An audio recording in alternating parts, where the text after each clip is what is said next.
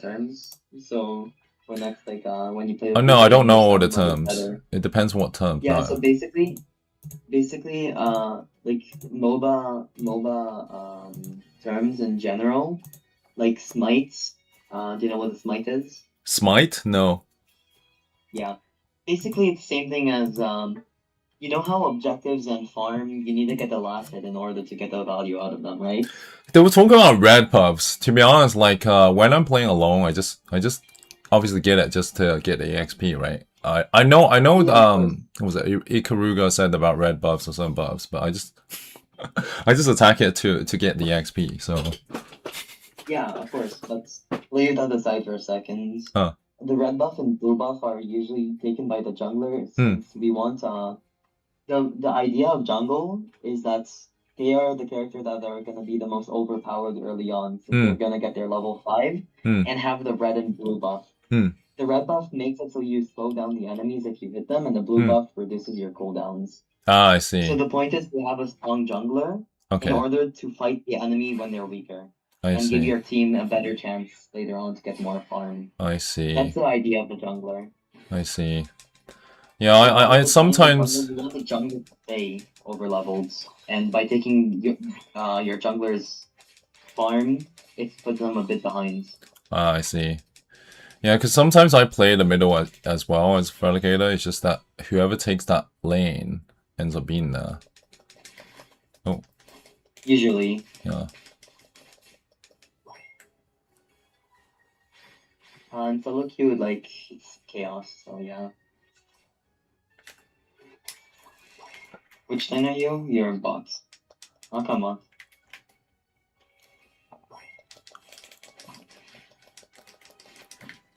Bottom, yeah.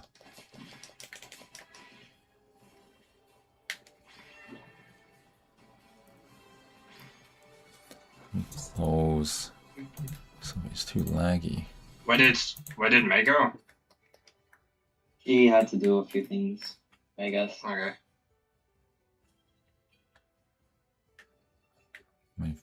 Playing on emulate is actually a bit laggy. But anyway.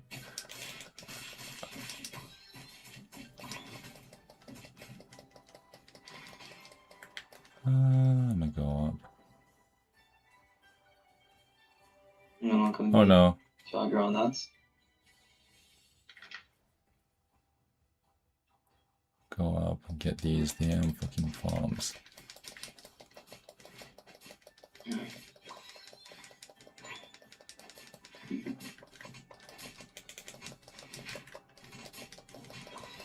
Come on. Ah, shit.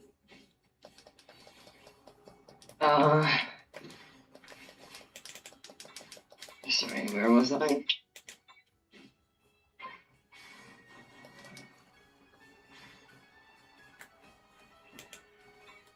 Haven't been saying Blazer King games. I had like 140k plus Blazer King game today.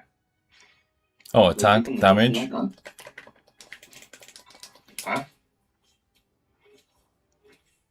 I can't get the point in, damn it. No worries.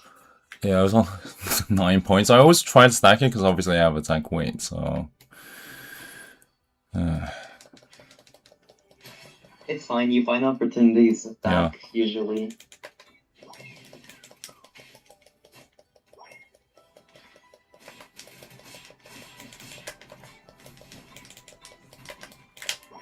Like now. Yeah.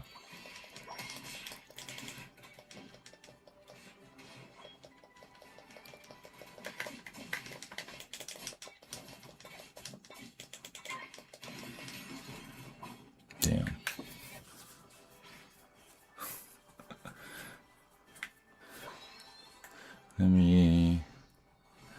I'll go get the jungle to level up to Feraligatr. Yeah, sure, you can take my jungle now. Fine. Take the entirety of it. Don't worry about me. Yeah. By the way, a cool tip. The buffs respawn after you take them. They spawn after 1:30. So that's when you know when to rotate back. 1 minute exactly after you beat them. Okay. 1 minute and 30. 1 minute and 30, okay. Mine's kind of laggy, but...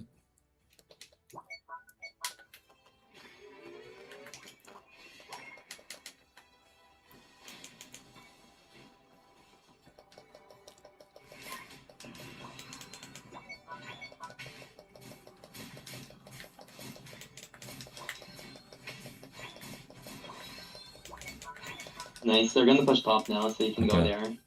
Oh, top, okay. Yeah.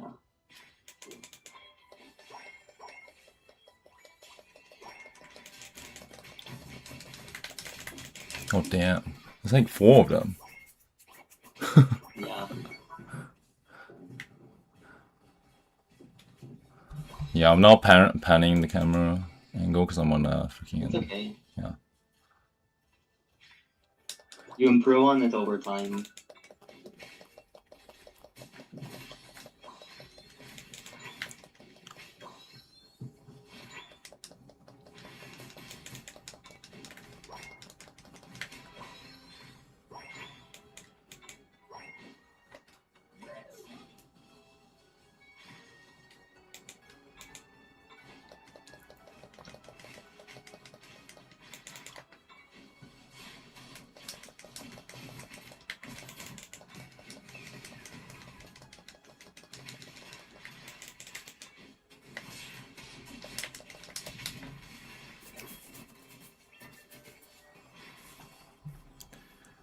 Too many damn things.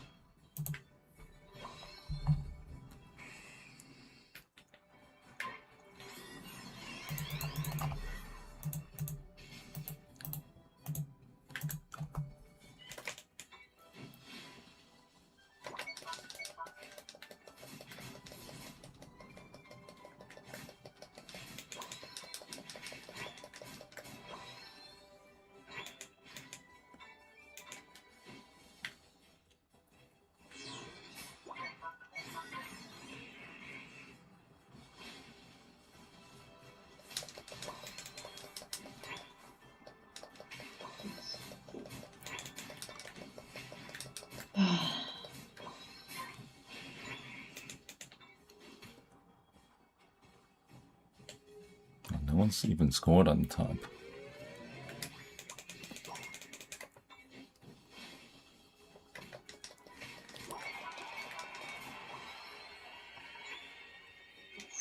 And it's stupid.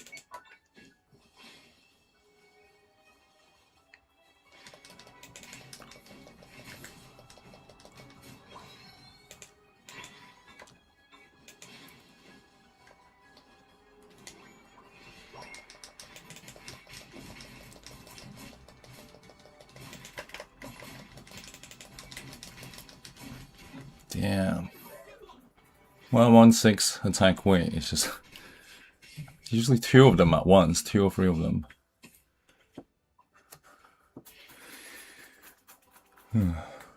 Gosh.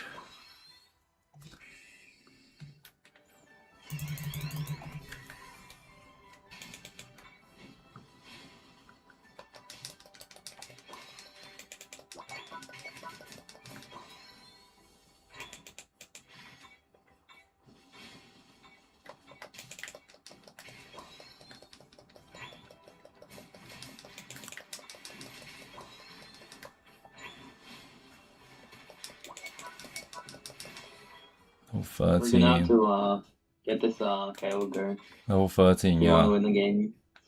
Yeah.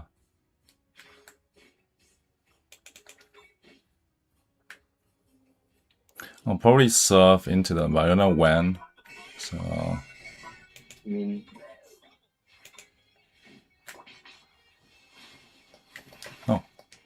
Blastoise got him.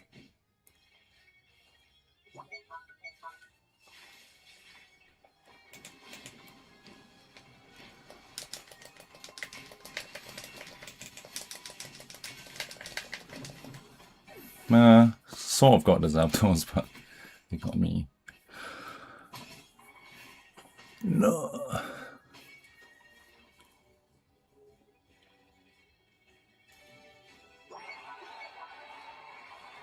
Nice, nice, nice.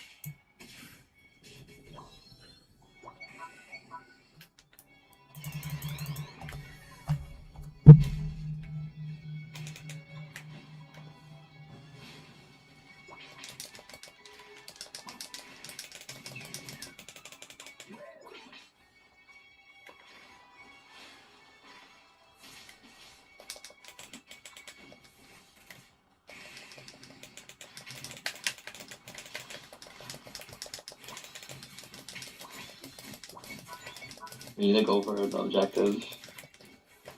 Trying to get this damn Sizzle, man. He's escaping it very well.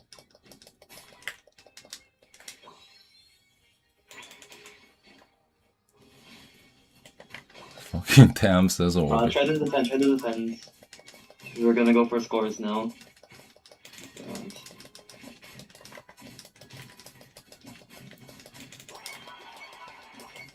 I can't get rid of this damn Sizzle on the top as well. It's annoying. Literally no one dying because he's got Bullet Punch.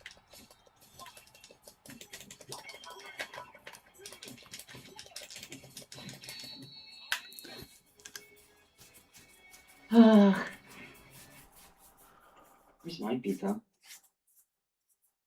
I'm gonna now eat my pizza. Okay, you can go. I finally got here. I might be Oh, back you're in, still- like 10-15 minutes. Okay, it's fine. Yeah. See you soon. See you soon. See you later. Whew.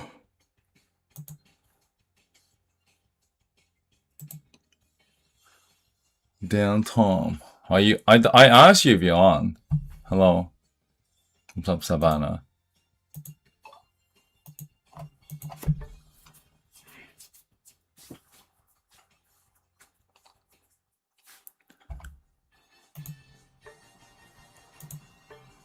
Waking up. Okay.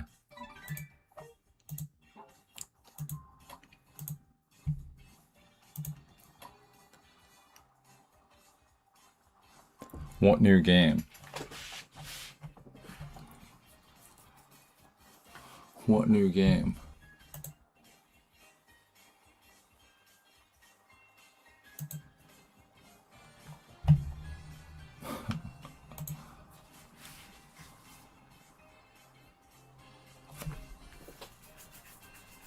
Okay. I was trying to install Rocket League. To be honest, I don't really care about Rocket League. It's making my computer lag.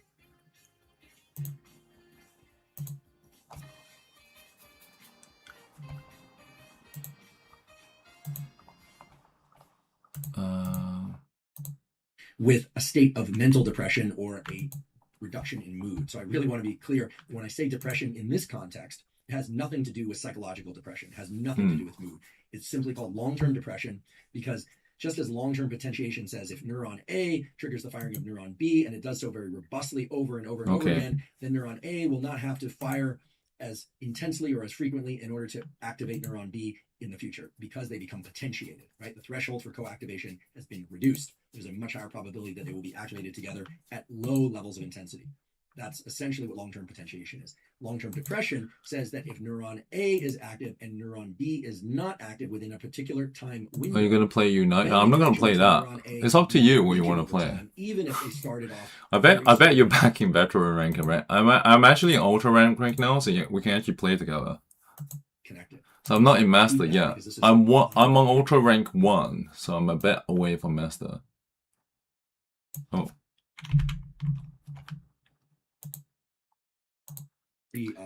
So after a couple points, I'll rank up.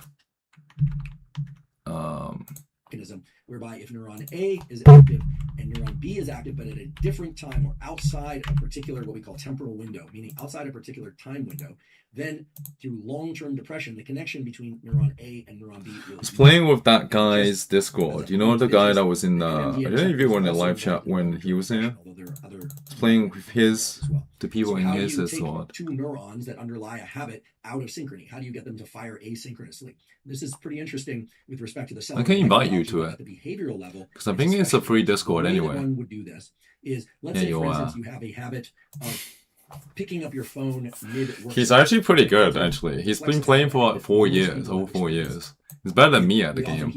Because I've only played for like 6 months, on and off. I say he's better than me at with access to dopamine and incredible things that we're just drawn to it.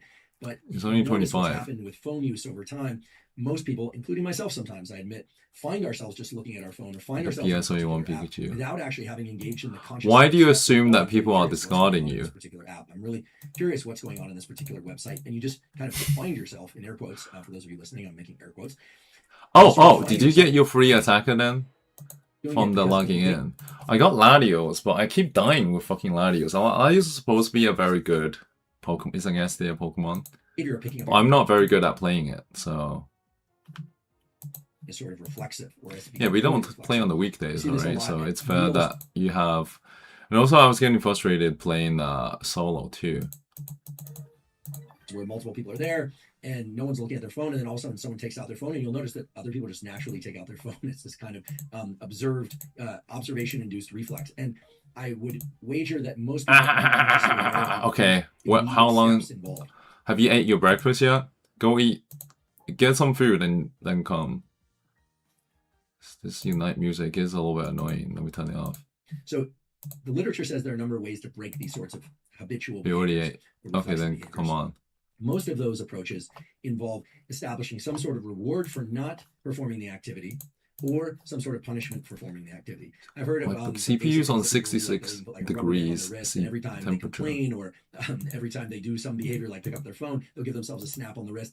And the rationale there is that you're trying to create a somatic, a very physical representation of something. That Maybe makes I it can very invite you real to and the harder to Discord. How do I Other share? people will just do a tick mark on a piece of paper. The sort of Invite. what gets Oh yeah, I behavior sent you sort an of gets invite. managed kind of mindset. Where It's not my every time you do Discord, it's something, his you take away the Discord. judgment. This is very He has unique here. people that play This is Unite what in you there. find out there if you search the literature, even on PubMed, peer-reviewed articles, that every time you engage in a behavior, Oh, you yeah, just you got measure the fact quite that a few you, people. did that behavior. 104 So you people count at the end of online. the It's day, more busy than you my say, Discord. oh my goodness, I can't believe that I spent 3 hours doing something, or I did it 46 times. And in fact, a lot of apps, social media apps, will start to give you warnings now if you opt in that you've been on the app for an hour. Would you like to leave? Most people just click right past it and go back in. I think very few people say, oh my goodness, it's been an hour, and therefore you're right. I absolutely shouldn't engage in this anymore. It's just far too easy to just blow past those reminders. Well, the literature on habit formation and habit Oh, I'm reduction at 69 has points. been I analyzed. need There's a few more beautiful, points, then I'll be on meta-analysis, Master. which involves looking at a number of different studies all together, Alfie Hood. comparing the statistical strength of each of those studies, looking at different conditions, what sorts of habits were trying to be made or broken. The first author on this review is Fritz, F-R-I. Alfie Hood. I'll certainly put Ace a of link to this. Flips. It's Heather Fritz, and it's Intervention to Modify Habits, a scoping review. And it is indeed a very broad scale review. It's from the Journal of Occupation, Participation, and Health. It's published in 2020. It's a really nice article. A couple of things I learned from this article, and then I'll get into the specific tool for breaking habits. Perhaps the most interesting thing that I took from this review was the finding that notifications to either engage in habits or to not engage in habits actually were not very effective over time. They were effective in the immediate period when people started using these notifications, as were little sticky notes like don't go into the refrigerator between the hours of whatever and whatever, or just visual reminders, physical reminders or electronic reminders were effective in the immediate term, but in the long term did not predict whether or not people would effectively stick to habits they were trying to stick to or break habits that they were trying to break. So sadly, that doesn't seem to work very well. And perhaps they just need to come up with more robust reminders. I don't know, mild electric shock or something like that. Because what we do know, only sort of kidding about mild electric shock, but what we do know from both human and animal studies is that things like electric shock, things like monetary penalties, right, having to pay out every time you engage in a particular behavior, those are pretty effective ways to break habits. The problem is when people are not being monitored for habit use.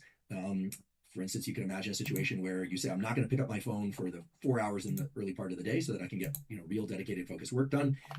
Unless someone's monitoring them, then people don't tend to monitor themselves completely enough that they punish themselves completely enough that they break the behavior. In other words, the punishment isn't bad enough in order to break the habit, which just speaks to how powerful these habits are once they become reflexive. They're just very, very hard to override. So it turns out that the key to generating long-term depression in these pathways is actually to take the period immediately following the bad habit execution. Meaning, let's say you tell yourself you're not going to pick up your phone, you're not going to bite your nails, you're not going to reflexively walk to the refrigerator at a particular time of day, but you find yourself doing it anyway. And what actually has to happen is bringing conscious awareness to the period immediately afterward, which I think most people recognize. They realize, oh, I just did it again. And in that moment, capture the sequence of events, not that led to the bad habit execution, but actually to take advantage of the fact that the neurons that were responsible for generating that bad habit were active and to actually engage in a replacement behavior immediately. Let me check what's Now, this is making my really computer interesting so and I think slow. powerful, because I would have thought that you have to engage in a replacement behavior that truly replaces the bad habit behavior, right? That you would have to be able to identify your state of mind or the sequence of events leading into the bad habit, but rather the stage or It's the period mainly the immediately after browser. the bad habit execution is a unique opportunity to insert a different type of what we would call adaptive behavior, but that could be any behavior that's not in line with the bad behavior. So let's give an example. Let's say you find yourself, you're trying to do focused work, you pick up your phone, you're disappointing yourself for picking up your phone. You could, of course, just put it down and re-engage the other kind of work behavior. But if you were good at that, then you probably wouldn't have done it in the first. 97% CPU. Just playing that one video adds so much CPU usage. Place. And so what turns out to be very effective is to go engage in some other positive habit. Now, this has two major effects. The first one is you start to link in time the execution of a bad behavior to this other good behavior.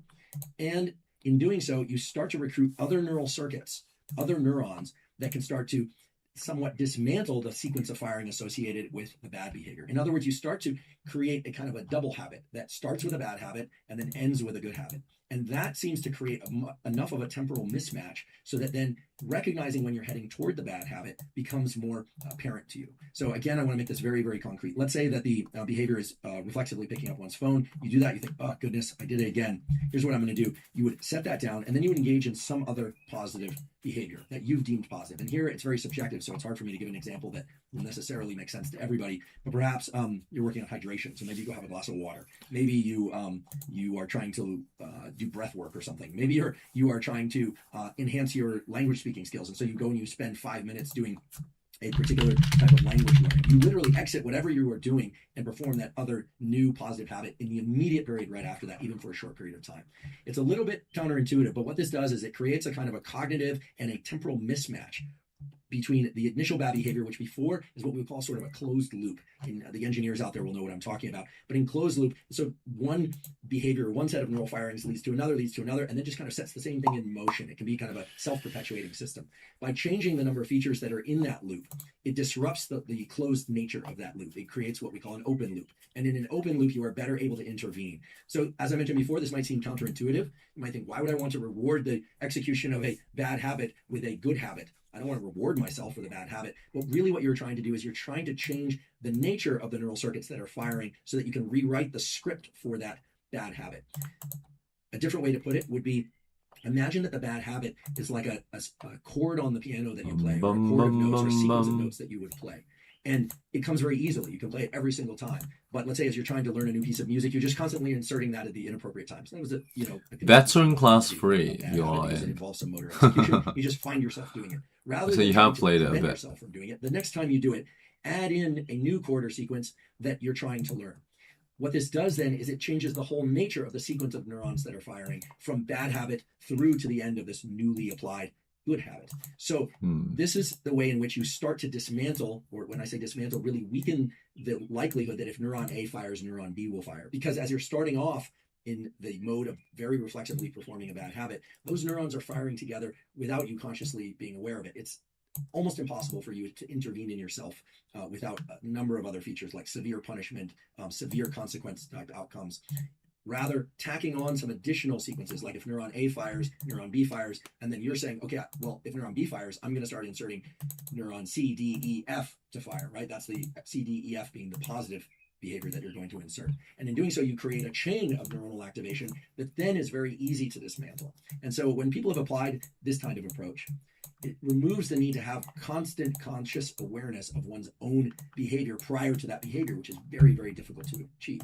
Rather, what they find is that they are able to engage in remapping of the neural circuits associated with bad habits in ways that are very, very straightforward, right? Because you can always identify when you've done the thing you don't want to do and then tack onto that something additional that's positive. Now, the nature of that positive thing is important. You don't want it to be something that's very hard to execute. You want it to be something that's positive and fairly easy to execute so that you're not struggling all the time to insert this on top of this bad behavior, whatever that bad behavior might happen to be. But again, this is rooted in the biology of long-term depression. It maps very well to the behavioral change literature that I was able to glean that really shows that rather than just get reminders, rather than try and instill punishment, rather than setting up reward for breaking bad habits, that perhaps the simplest way to approach this is to tack on additional behaviors to the bad habits, make sure those behaviors are good behaviors or behaviors that are adapted for you. And in doing so, you will soon find that the initiation of the bad habit takes on a whole new form or that you're not even inspired to do it at all.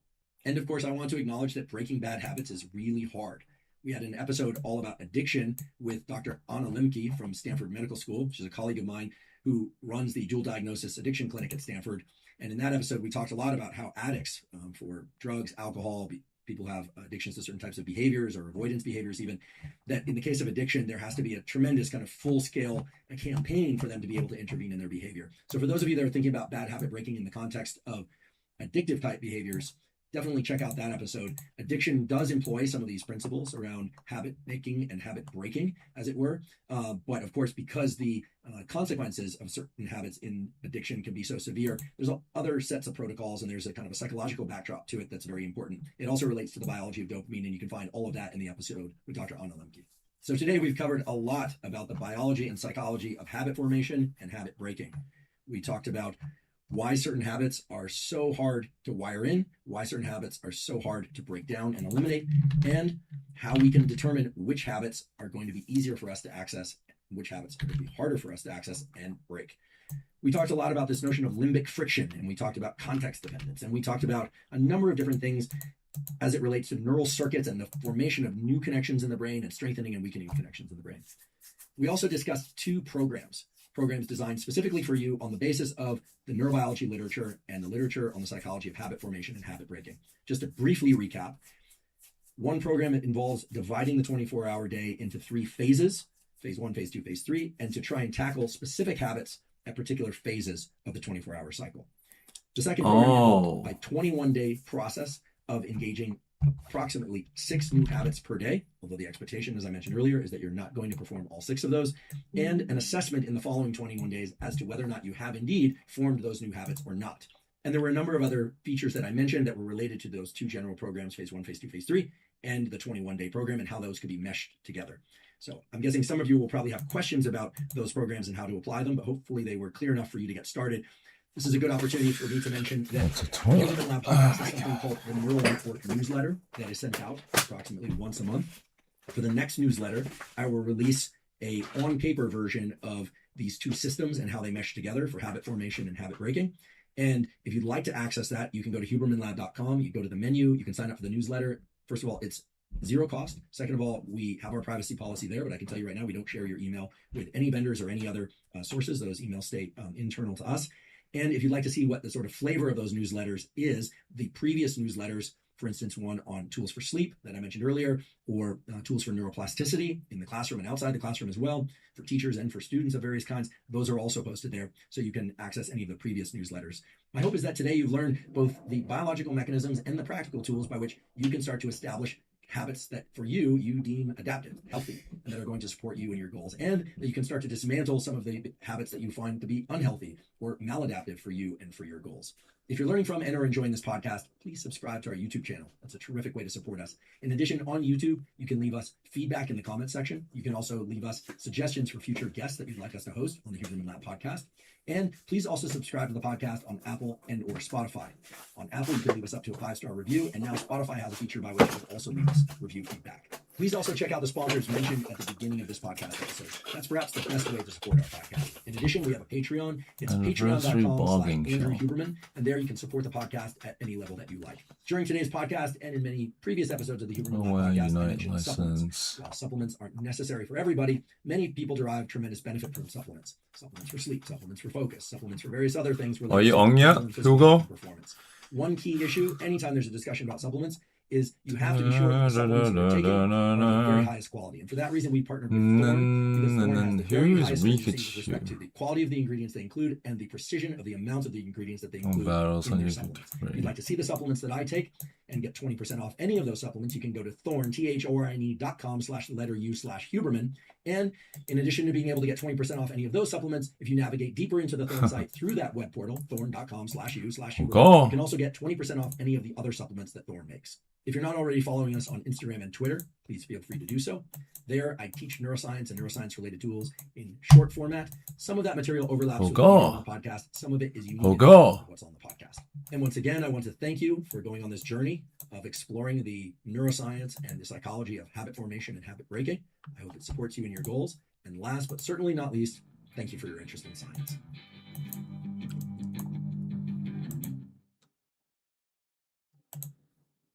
I'll remove some of these people. They're not active. They're not even an active player.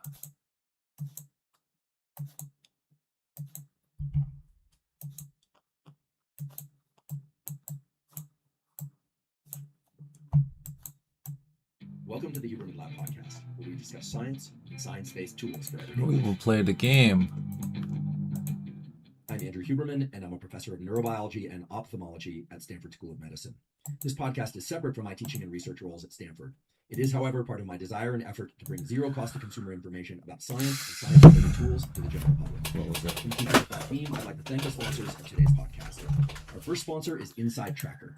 Inside Tracker is a personalized nutrition platform that analyzes data from your blood and DNA to help you better understand your body and reach your health goals. I've long been a fan of getting blood work done for the simple reason that many of the things that impact our immediate and long-term health can only be analyzed from a quality blood test. And now, with the advent of modern DNA tests, we can also get insight into things like metabolic factors that tell us whether or not we metabolize caffeine well or certain proteins well, what our fat metabolism genes are like.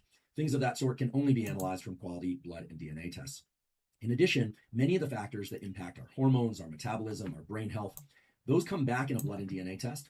And there are many blood and DNA tests out there, but with Inside Tracker, they give you a lot of clear insight into what those markers mean and how to adjust them. They have this terrific platform that doesn't just give you the numbers back and tell you if you're high or low in some factor, but rather it tells you what your levels are of all those factors and gives you very simple and clear directives of changes you might make in your diet, changes that you might make in your exercise regimen or sleep, etc., in order to get those markers where they ought to be and where you would like them to be in order to optimize yourself. So they make everything very easy start to finish. They can even come to your home to take the blood and DNA test if you like. If you'd like to try Inside Tracker, you can go to insidetracker.com/Huberman. And if you do that, you'll get 25% off any of Inside Tracker's plans. Use the code Huberman at checkout. Today's podcast is also brought to us by Belcampo Meat Company. Belcampo is a regenerative farm in Northern California that raises organic, grass-fed, and finished certified humane meats. While I don't eat a lot of meat, when I do, I insist that meat be of very high quality. How the animals were cared for is extremely important to me, and the life that the animal had and what it consumed is very important to me. So the way that I eat, I've discussed on this podcast before, but very briefly, I basically fast until about noon. Then I eat a piece of beef or chicken with lunch and a salad. So that's basically my lunch. That's what optimizes my levels of alertness for work throughout the day. Then in the evening, I shift over to eating primarily carbohydrates. That's what allows me to sleep very well. So I'm not eating huge volumes of meat, but I am eating meat every day.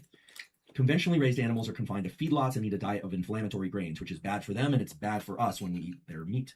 Belcampo's animals graze on open pastures and seasonal grasses, resulting in meat that is higher in nutrients and healthy fats. And I've talked before about the importance of omega-3 fatty acids for both brain and body health. And Belcampo meats are high in omega-3 fatty acids. The way Belcampo raises its animals isn't just better for your health, it also has a positive impact on the environment. It's what's called climate positive and carbon negative, which means good for the planet and good for us. My favorite meats from Belcampo are the ribeye and the flank steaks. That's typically what I eat. I think I probably eat about 3 or 4 of those across the week, and then I'll eat chicken on some other days.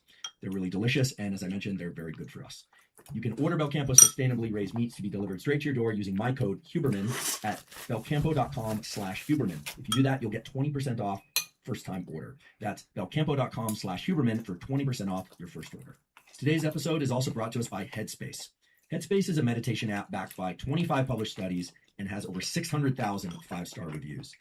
So I've been meditating on and off since I was about 15, 16 years old, mostly off at first. What I've found is that I'll sometimes start a meditation practice, but it's very hard to stay with. And then a few years ago, I discovered Headspace and I started meditating more regularly. In fact, very recently, because I've had an exorbitant amount of work on my plate and I've been getting less sleep than I would like in order to complete that work, I've brought back a regular meditation practice twice a day, not just my usual once a day.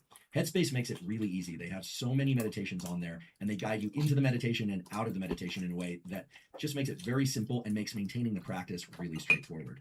Right now, if you want to try Headspace, you can go to headspace.com/special offer, and if you do that, you'll get a free 1-month trial, so that's totally free, with their full library of meditations for every situation. So there's no meditations that you can't get access to with this offer. You can get access to everything they've got. You just go to headspace.com/special offer. You get a free 1-month trial, and hopefully you'll decide to stay with it. I've found that staying with meditation has been immensely beneficial for all aspects of my life.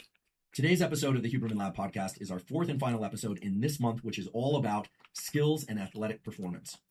Now, in a previous episode, we talked about science-based, in particular neuroscience-based tools for accelerating fat loss. Previous to that, we talked about ways to improve skill learning, motor movements, which also included things like music and piano playing, not just athletic performance. And we've also been exploring other aspects of physical performance throughout the entire month. Today, I want to talk about something that is vitally important for not just athletic performance, but for your entire life and indeed for your longevity, and that's muscle. Many of you, when you hear the word muscle, think muscle growth and building big muscles. And while we will touch on muscle hypertrophy, muscle growth today, and science-based protocols to enhance hypertrophy, we will mainly be talking about muscle as it relates to the nervous system. And I can't emphasize this enough. The whole reason why you have a brain is so that you can move. And one of the things that's exquisite and fantastic about the human brain is that it can direct all sorts of different kinds of movement, different speeds of movement, movement of different durations. We can train our musculature to lift heavier and heavier objects, or we can train our musculature to take us further and further, so-called endurance. We can also build smoothness of movement, as well as speed of movement, suppleness of movement. All of that is governed by the relationship between the nervous system, neurons, and their connections to muscle. So when you hear the science of muscle and muscle hypertrophy, you might think, oh, well, I'm not interested in building muscle. But muscle does many critical things. It's important for movement. It's important for metabolism. The more muscle you have, and not just muscle size, but the quality of muscle, that's a real thing, the higher your metabolism is, and indeed the healthier you are. It turns out that jumping ability and ability to stand up quickly and to get up off the floor quickly is one of the most predictive markers of aging in biological aging. And no surprise, that is governed by the brain to muscle connection. In addition, muscle and musculature is vital for posture. And we don't talk about posture enough. We all have been told we need to sit up straight or stand up straight. But posture is vitally important for how the rest of our body works. It's vital to how we breathe. It's actually even vital to how alert or sleepy we are. We're going to talk about the musculature for posture. We also are going to talk about muscle as it relates to aesthetic things. Now, these are all linked. Muscle for metabolism, movement, posture, and aesthetics, of course, are linked, right? As our posture changes, our aesthetic changes. As our posture and aesthetic changes, how we move changes. And as we improve muscle quality, whether or not that's increasing muscle size or not, that changes the way that our entire system, not just our nervous system and our muscular system, but our immune system and the other organs of the body work. So today, as always, we're going to talk a little bit of mechanism. I'm going to explain how neurons control muscle. And then we're going to look at muscle metabolism, how muscle uses energy. I promise to make all of this very simple. I'm actually going to keep it very brief, probably about 10 minutes total. And by the end of that 10 minutes, you will understand a lot about the neuromuscular connection, how your brain and nervous system control your muscle, and how those muscles work. Then we are going to talk about how muscles use energy and can change how they use energy for sake of getting stronger, if you like, for also increasing the size, so-called hypertrophy of muscle, and for improving endurance, as well as for improving posture and how you move generally. We will touch on some nutritional themes and how that relates to muscle, in particular, a specific amino acid that if it's available in your bloodstream frequently enough and at sufficient levels can help you build and improve the quality of muscle. And we'll talk about specific exercise regimes as well as, of course, supplementation and things that can enhance neuromuscular performance overall. We are also going to talk about recovery. Recovery, as everybody knows, is when things improve. That's when neurons get better at controlling muscle. That's when muscle grows. That's when muscle gets more flexible. None of that actually happens during training. It happens after training. And there's a lot of confusion about how to optimize recovery and how to measure whether or not you are recovered and ready to come back in for another neuromuscular training session. So we'll talk about that as well. Today is going to have a lot of protocols, and you're going to come away with a lot of understanding about how you move, how you work, and these incredible organs that we call the nervous system and the musculature, the so-called neuromuscular system. Before we dive into today's topic, I want to just take about 3 minutes and cover some essential summary of the previous episode. In the previous episode, we talked about fat loss, talked about shiver-induced fat loss. We talked about NEAT, non-exercise activity thermogenesis, for increasing caloric burn and fat oxidation. And we talked about how to use cold specifically to enhance fat loss. I described a protocol involving getting into cold of some sort, whether or not it's ice bath, cold shower, some form of cold. It could even be a river or an ocean if you have access to that, and inducing shiver and then getting out, not crossing your arms or huddling, but allowing that cold to evaporate off you and continuing to shiver and then getting back into the colder environment of water or stream or shower, etc. All of that is described in a beautifully illustrated protocol that I didn't illustrate. That's why it's beautifully illustrated at thecoldplunge.com. They've made that protocol for you, and they've made it available free of charge for you. So there's no obligation there of any kind financially. You can go to thecoldplunge.com. there's a little tab that says protocols, and you can download that protocol. Someone there, I don't know who exactly illustrated it, and you can come away with a PDF of what I described in the previous episode. You're coming on. Hugo. The other Why does it say you're in the live, but you don't say many of you anything? have asked how you can help support the podcast, and there's a very straightforward, zero-cost way to do that, and that's to subscribe to our YouTube channel. So if you go to YouTube, if you're not already there watching this now, hit the You're subscribe here? button. That helps us Okay. tremendously to get the word out more broadly about the podcast, and we thank you for your support. To be honest, I don't need to play right now. I'm just Just like think about strength. being Of course, impatient. muscles are involved in everything. I don't have to play right in now. speaking. They're involved in sitting and standing up. They're involved La in la lifting la objects, la la la la la including la. ourselves. They are absolutely essential for maintaining how we breathe. They're absolutely essential for ambulation, for moving, and for skills of any kind. So when we think about muscle, we don't just want to think about muscle meat that is muscle, but what controls that muscle. And no surprise, what controls muscle is the nervous system. The nervous system does that through three main nodes of control. Getting my money's Control. worth. What do you I've talked mean? about these before. You're in previous throwing podcasts. I'm gonna cash? Keep this very brief. Basically, we have upper motor neurons in our motor cortex. So those are in our To be honest, skull, and those are I do involved think in delivering Pokemon Unite information. as a I thought I stream wanted to pick my pen to stream right is now, which I'm doing right now. My upper it- motor it neurons won't- are it generating won't- that movement. Those upper motor neurons send signals down. it to won't the spinal perform cord, well where because there are overall the two best neurons. content creators for One Pokemon are Unite the lower motor only get neurons, 20k and those views. lower motor neurons send little wires that we call axons. So I was out trying the to see muscles if there's other and cause those games. muscles to contract. They do that by dumping chemicals onto the muscle. In fact, the chemical is acetylcholine.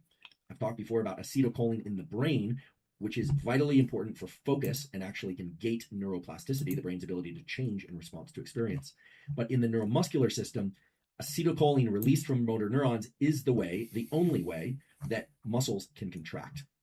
Now, there's another category of neurons in the spinal cord called central pattern generators, or CPGs, and those are involved in rhythmic movements.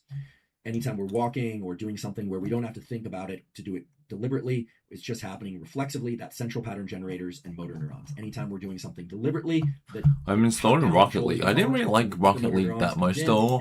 I prefer Super Smash So it's Bros. really So simple. maybe I You should got buy three that. ingredients. You got the upper motor neurons, the lower motor neurons, and for rhythmic Super movements, Smash Bros. Is an old reflexive, game also now. the central pattern generators. So it's a terrifically simple system at that level. Maybe I should buy What we're going to focus on and today research it. is how that system can control muscle in ways that make that system better. Now, when I say better, I want to be very specific. If your goal is to build larger muscles, there's a way to use your nervous system to trigger hypertrophy, to increase the size of those muscles. And it is indeed controlled by the nervous system. So you can forget the idea that the muscles have memory or that muscles grow in response to something that's just happening within the muscle. It's the nerve to muscle connection that actually creates hypertrophy. I'll talk exactly about how to optimize that process. In addition, if you want to improve endurance or improve flexibility or suppleness or explosiveness, that is all accomplished by the way that the nervous system engages muscles specifically. And so what that means is we have to ask ourselves, are we going to take the upper motor neurons, the central pattern generators, or the lower motor neurons, or all three, in order to get to some endpoint of how the nervous system controls muscle. So, Neurophysiology 101. One piece of history, because it's important to know. Sherrington, who won the Nobel Oh Prize, damn. called movement the final common path. It's Why did cheaper he to say buy that? it from Japan, The so I whole might reason just for buy having a one nervous from system, Japan. The whole reason for having a brain is so that we can control our movements in very dedicated ways. That is one of the reasons, perhaps the predominant reason, why the human brain is so large. You might think, oh, it's so large for thinking and for creativity. No. When you look at the amount of real estate in the brain that's devoted to different aspects of life, it's mainly vision, our ability to see, and movement, our ability to engage in lots of different Animal kinds of Crossing movement, slow and movement, Smash Bros. explosive, Ultimate etc. together. Other animals I've never played don't Animal have Crossing that before. ability because they don't have the mental real estate. They don't have the neural real estate in their brain. They have neuromuscular junctions. They have central pattern generators. What they don't have are these incredible upper motor neurons that can direct activity of the muscles in very specific ways. So we can all feel blessed that we have this system. And today I'm going to teach you how to use that system toward particular endpoints. So if we decide that we are going to direct our muscles in some particular movement of any kind, whether or not it's a weightlifting exercise or whether it's a yoga movement or simply picking up and putting down a pen, we are engaging flexors and extensors. And our body is covered with flexors and extensors all over. So for instance, our bicep is a flexor and our tricep is an extensor. Those are what are called antagonistic muscles. They move the limbs in opposite directions. So if you bring your wrist closer to your shoulder, that's flexion using your bicep. If you move your wrist further away from your shoulder, that's extension using your tricep. And without getting into a lot of detail, the way that the nerves and brain are wired up to muscle make it such that when a flexor is activated, when the nerve dumps chemical, acetylcholine, onto the muscle to activate the biceps, the triceps is inhibited. It's prevented from engaging. There are ways to bypass this, but that's the typical mode of action. The converse is also true. When our tricep is activated, okay, when we move our wrist away from our shoulder, our bicep is inhibited. And we have flexors like our abdominal muscles, and we have extensors in our lower back. Many of you probably know this, but some of you probably don't, that your spine has flexors to move basically your chin toward your waist, and those are your abdominal muscles, among others, and you have extensors that move your chin basically back, like looking up toward the ceiling, and those are your extensors. You have other muscles that are stabilizing muscles and things of that sort, but those movements of flexion and extension and the fact that they are what we call reciprocally innervated or mutual inhibition, you hear different language around this, is characteristic of most of our limb movements. Okay, so hamstring and quadricep. The hamstring brings the ankle closer back towards the glutes. Basically, it's boring to listen to, man. Andrew Huberman. Let me listen to something else.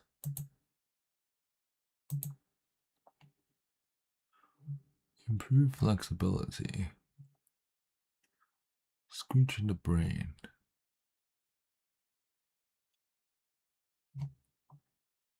Hormones and sexual orientation.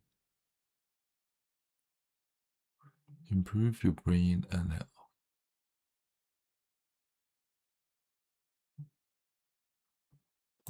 Okay.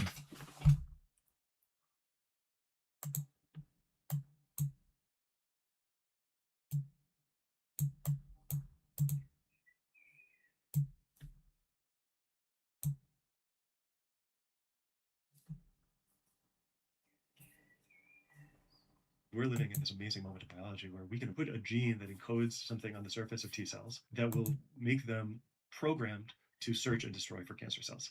Now, this is largely known as CAR T cells, chimeric antigen receptor. This is a receptor that was designed in a lab, does not exist in nature. When those T cells get reinfused into a patient the way that you get like a blood transfusion, those CARs are directed to go against cancers. Welcome to the Huberman Lab podcast, where we discuss science and science-based tools for everyday life. I'm Andrew Huberman, and I'm a professor of neurobiology and ophthalmology at Stanford School of Medicine. My guest today is Dr. Alex Marson. Dr. Alex Marson is a medical doctor and scientist at the University of California, San Francisco. He is developing new ways to reprogram the immune system to cure cancers.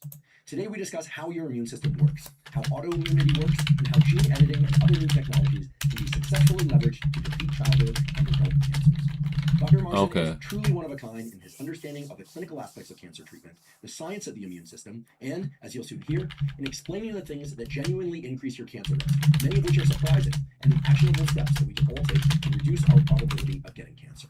In addition to the usual factors, smoking, UV light, and environmental toxins such as pesticides, we discuss the actual cancer risks that come from things like eating charred meats, airport scanners, and food additives, and how to gauge your individual level of risk. We also explore gene editing for reversing diseases, which until recently was science fiction, but now is a reality. By the end of today's episode, thanks to Dr. Marson, you'll have the most up-to-date understanding of the state-of-the-art science for cancer prevention and treatment, knowledge that is certain to impact you or a close friend or family member in your lifetime. Before we begin, I'd like to emphasize that this podcast is separate from my teaching and research roles at Stanford. It is, however, part of my desire and effort to bring zero-cost-to-consumer information about science and science-related tools to the general public. In keeping with that theme, today's episode does include sponsors. And now for my discussion with Dr. Alex Marson. Dr. Alex Marson, welcome. This is the first time that we're going to have a serious discussion about the immune system and cancer and gene editing technologies on this podcast. So I'm delighted that you're here. It's also great to see you again. Thank you for having me. Really, really good to see you. It's been a while. Let's start off with the big picture. How are we doing? How's biology looking? How's medicine looking? Are we on the fast track to much better things? Are we going to slog along for another 10 years before we have cures to the many concerns that people have about cancer, Alzheimer's, and the rest? Or are you encouraged by what's happening? I think maybe there's the general public doesn't quite know how excited biologists are about what's possible. And maybe we've overpromised. Maybe in the past we've said we're on the brink of curing disease and people haven't seen it. But something is materially different right now. And there is a convergence of so many different ways of understanding biology, but then not having that stop at understanding, but to actually intervene at the root causes of disease. And over the course of this conversation, I imagine we're going to talk about DNA sequencing, understanding cells, but going all the way to rewriting specific DNA sequences inside of the cells of our immune system, doing this not one at a time, but testing every gene and understanding pieces of DNA throughout our entire genome to understand what controls our cells, and then being able to take that information and actually do something about it, to boost our immune system, to go after cancer, to balance it for inflammation and autoimmunity. And that doesn't just have to be sort of searching for a pill. All of a sudden, we can actually talk to our own cells and give them instructions in the language of DNA and the language of molecular biology. And in some instances, this is being done with CRISPR, but it's also being done with lipid nanoparticles and vaccines. And we're still inventing new ways of giving these instructions, but all of a sudden, medicine is programming the behavior of cells in a way that's much more directed than was ever conceivable before. Like, there's really a step function in what's imaginable and achievable in medicine. Super exciting. Do you think that molecular biology and genetic engineering and or AI are the reasons that things are on this accelerated timeline? Yes is the answer. All those things. I think we can do experiments at a different level of scale. We can generate data, and then we have the computational tools, including AI, but we have computational sophistication to actually extract insights from massive amounts of data. And I think historically biology was an observational science. Especially if you wanted to study things in humans, there wasn't a way to intervene. Now all of a sudden we're taking human cells, we're taking them into the lab and making genetic changes and reading out the consequences and directly being able to observe the effect. And we have tools to do this with imaging. We have the tools to do this with DNA sequencing, and we can take this all the way into clinical trials and see what are the consequences when we actually go after targeted DNA sequences and make our cells better at treating disease. Would you mind educating us about the immune system? Yeah. The adaptive and the innate immune system, some of the major cell types, because I think those are going to form the kind of building blocks of our discussions about cancer and other things today. Our immune system permeates almost every aspect of our health and disease.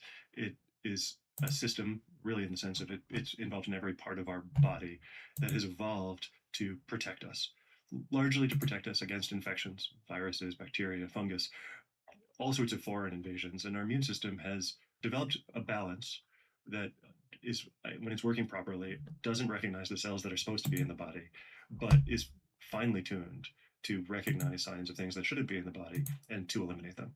I mean, at its core, that's the basic job of the immune system. To recognize us versus non-us. Exactly. And you talked about the innate versus the adaptive immune system. Largely what we're talking about are white blood cells. We're talking about different types of white blood cells that are either inside of tissues or circulating in our bloodstream that go around and play coordinated and specialized roles in sensing when something comes in that is not us, that's foreign, that shouldn't be there. The innate immune system is sort of thought of as the first alarm system, that something's wrong. And with the innate immune system, which consists of cells like dendritic cells, macrophages, these are cells that are going around and they're looking for patterns of things that just generally aren't in human cells. Some signs of damage, some signs of things that shouldn't be there in a generic way in a healthy human. When those first alarm systems get triggered, all of a sudden these innate immune systems start releasing things, they change their state, and they send off an alarm to other cells in the immune system. And then they often recruit in the second arm of the immune system that you mentioned, the adaptive immune system. We'll talk a lot about the adaptive immune system today. And the major players in the adaptive immune system are a group of white blood cells that are collectively known as lymphocytes. But we'll talk about B cells and T cells in particular, which are major groups of lymphocytes. We've been focused heavily on T cells. T cells play a central role in coordinating the fine-tuning of the immune response. One of the amazing things about T cells is that each T cell, naturally in our body, it's one of the few places where each cell will actually have a different piece of DNA that's not inherited in our germline sequence. Each T cell will make its own receptor that is generated largely at random to go and sense something, and those sensors that they put on the surface of T cells are there to engage. And if they're engaged, it's a sign that something has been recognized as foreign. And so we have this incredible diversity of different T cell receptors that have developed on our T cells. Each one will have a different, unique receptor on its surface. Each cell will have a different receptor on its surface. And the way to think about these receptors is that they're sensors. When they're engaged, they send a signal to the T cell that, okay, we found something that you've been programmed to recognize. And the program is recognized as foreign if the immune system is working properly. And are the genes that these T cells make as these receptors, are those based on experience of the organism? Because you said that it doesn't come from the germline. Yeah. We should clarify that the germline is not about infectious germs in this context. Yeah. The germline DNA is from the sperm and egg that were your parents. Yeah. It became you. There's recombination of of those genes, and then there's you, all, each and all. And the T cells are making genes that neither your parents necessarily expressed, nor that you were expected to express, except based on what? Exposure to particular pathogens? Like, why do they make certain receptors and not others? Largely random. It actually, there's the pieces of DNA at this part of the DNA actually recombine and get pasted together in unique ways. So it's probabilistic. It's probabilistic, and that's what allows us to have cells that lying there and waiting for things that we've never encountered. If a bacteria might come into existence or a virus might come into existence that it doesn't even exist now in nature, but we might have T cells lying there waiting that could be engaged by those proteins on the surface that viruses would introduce. That's incredible. Would you mind mentioning the role of the thymus? Yeah. These days I'm hearing more and more about we have a thymus, Yeah. and we lose a Yeah. thymus. Would it be beneficial if we could keep our thymus around? So thymus is actually the reason the T cells are called T cells. Is the T stands for thymus, and the thymus is an organ that it does sort of shrink as we age, but at least in childhood, it sort of lies by your heart, and it is the Then I'll try Rocket League for a bit. Rocket League.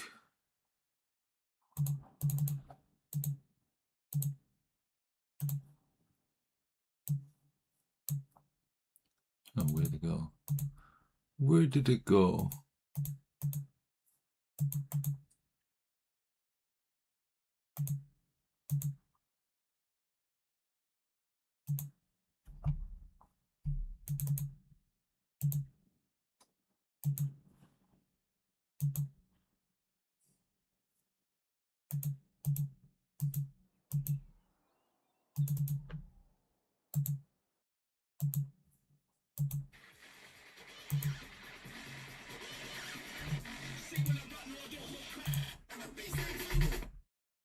What a weird song. It sounds like rap.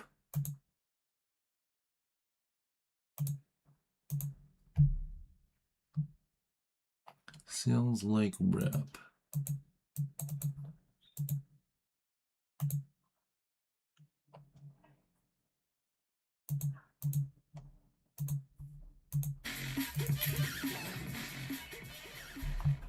Why is it not showing my OBS?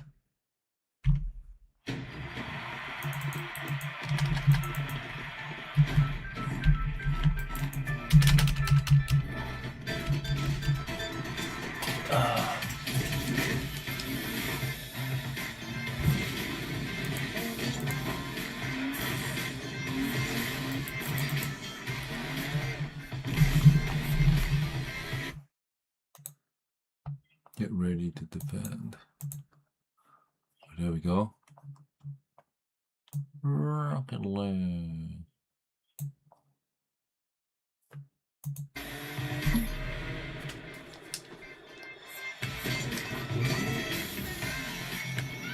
Why did you skip this?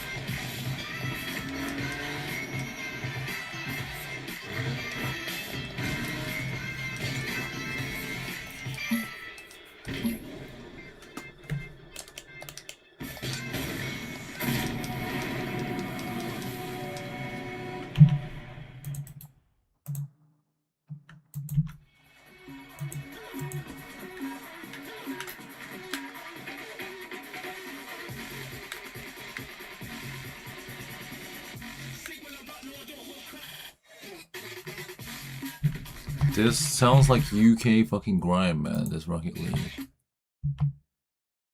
How well it would run? I don't know.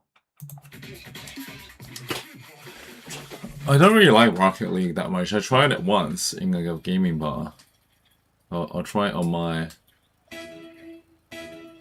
Press Y to toggle.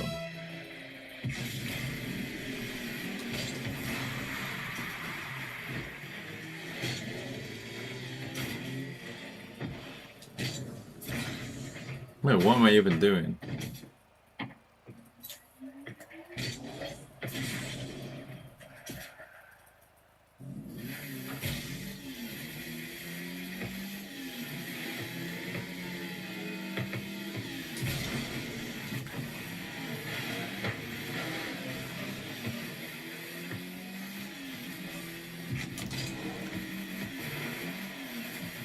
Oh no!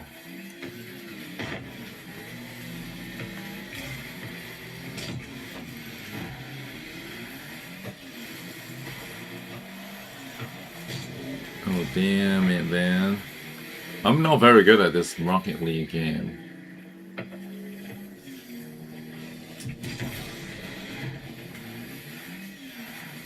It takes a long time to learn how to play this shit, man.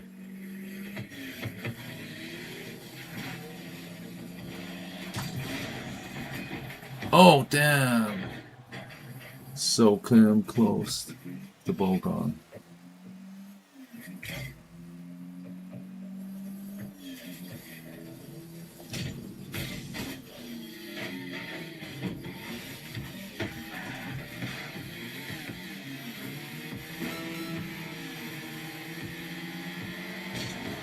Eh? Scored! The fucking bots scored themselves, man. That's so funny.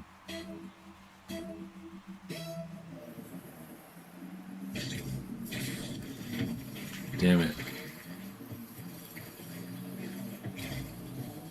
Oh no. Damn fucking bots. I feel like these are bots because they're so bad, and I'm not very good at it either.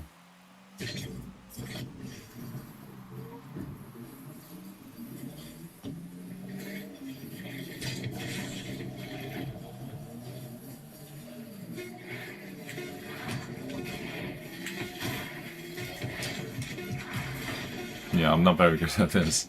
I barely know the controls. What's Destiny 2? Someone's trying to get me to play Marvel Rivals. Are you still in the car?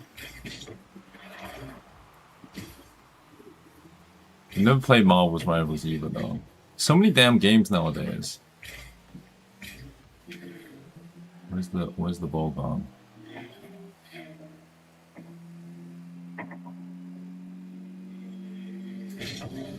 Oh no, did I just miss that, seriously? No. We're in orange. Is this a bot game or still lost? Fucking annoying.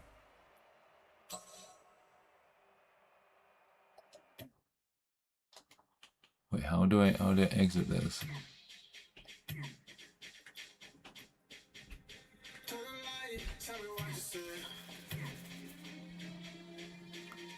Play, hit the field, training.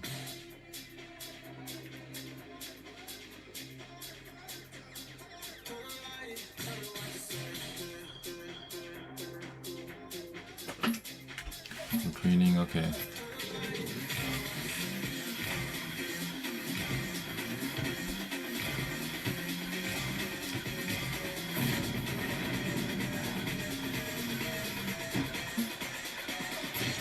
I never actually heard the music when I was in the bar.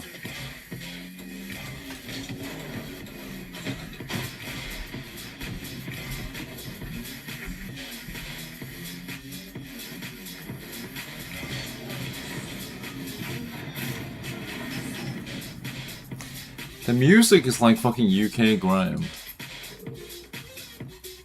Hold L.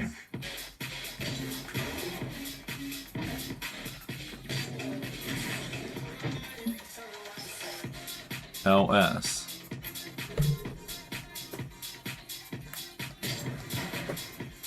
What's LS? 什么不要？我不想吃。上次吃都肚子痛了，你再给我不要不吃。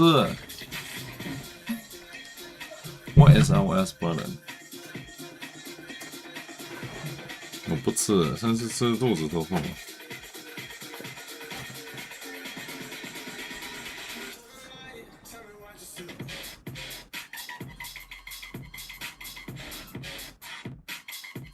Left.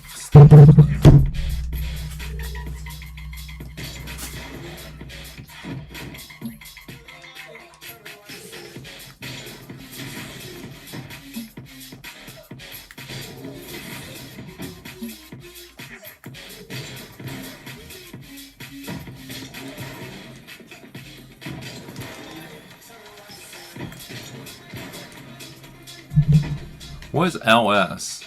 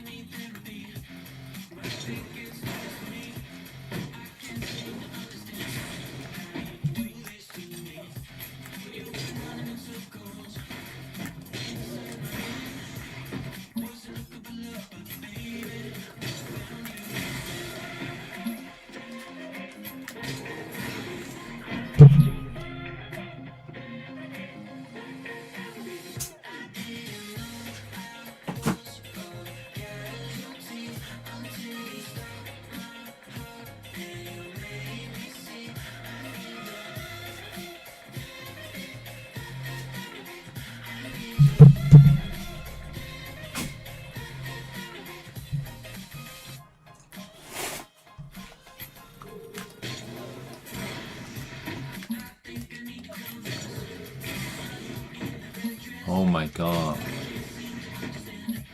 It's making me go.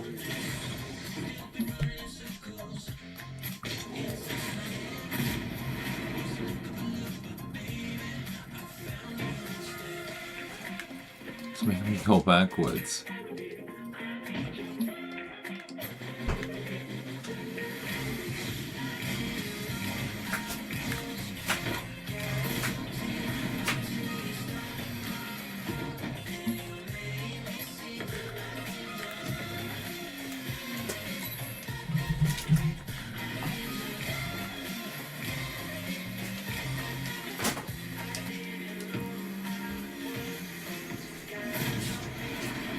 Heading home. Okay.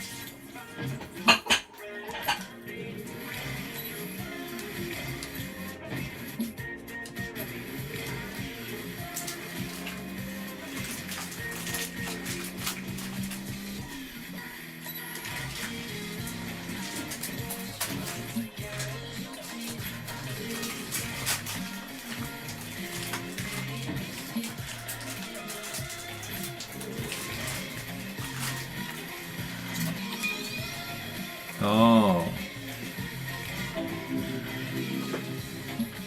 It's quite a complex game, this fucking Rocket League.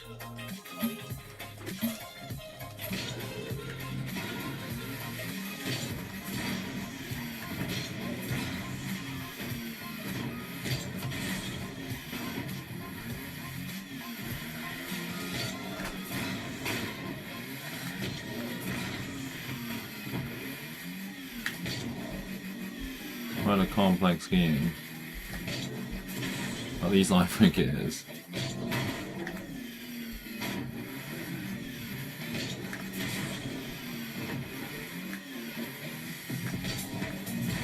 Oh damn.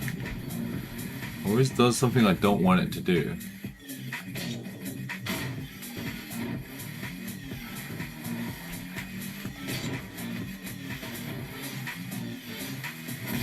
Scored. Okay.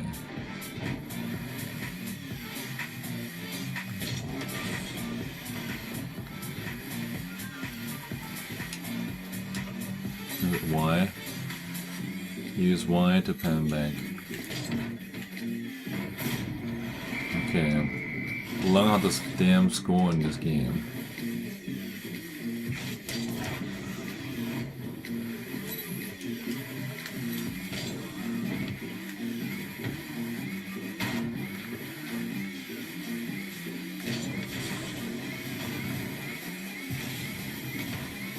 Oh, no way, I missed it. Missed it. It's fucking annoying.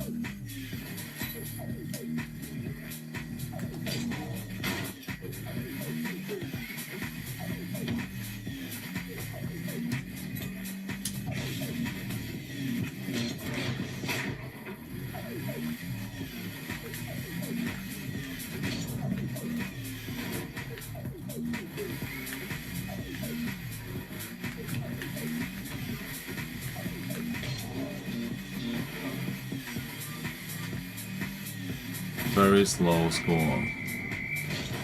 Generally, if I'm actually streaming this, is it actually being streamed on my other account? I think so. I think it's being streamed. Let me record some. Can you see on my other account? Oh damn! I can't see the chat though on the other account. You can't see the chat.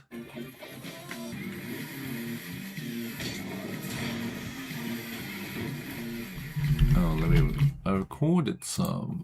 Oh. And then get it filtered. Let me go on my OBS. I think it's being recorded.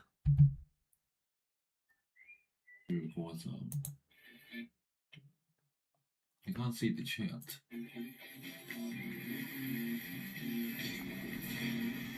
Oh, it's literally you can't see anything.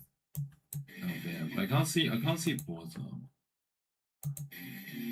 Wait, how do you? How okay? How to record Rocket League in OBS? It's like I can't see it at all.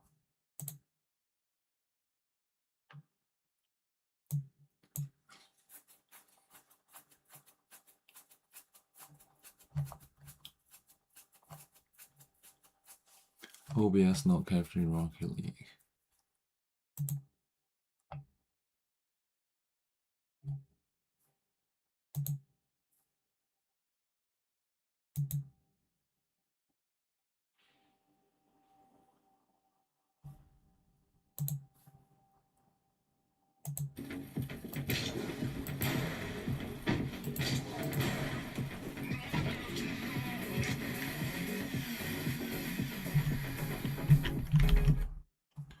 How do you escape?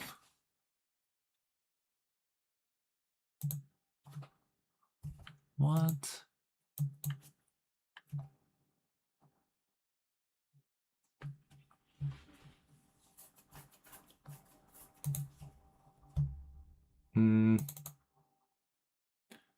League Lotus Basic. Okay.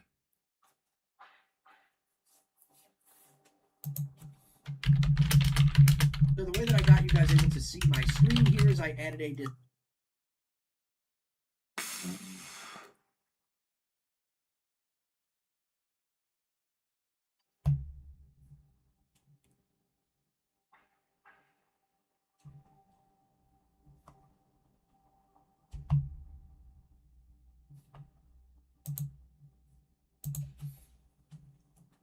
Let me ask ChatGPT.